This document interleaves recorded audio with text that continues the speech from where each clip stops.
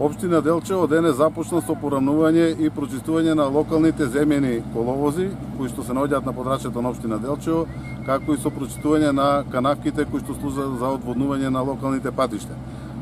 Денес активностите ги започнуваме од селото Илјово и Драмче, каде што ќе бидат прочистени патиштата до Марково мало, Маринково мало, Божинско мало, Вилеско, Курилско мало, но и многу други патишта ќе бидат прочистени со оваа интервенција. Интервенцијата на терен се изведува со машина грейдер,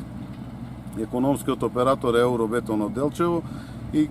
обемот на работите ќе биде во 101 км земјени патишта, општински локални патишта со земјен коловоз, 38 км се улици и 82 км се општински патишта со асфалтен коловоз, каде што пак има израснато вегетација која што го има стеснета коловозот и која што треба да се отстрани. Во изминатите години за прв пат се спроведува оваа јавна набавка од општина Делчево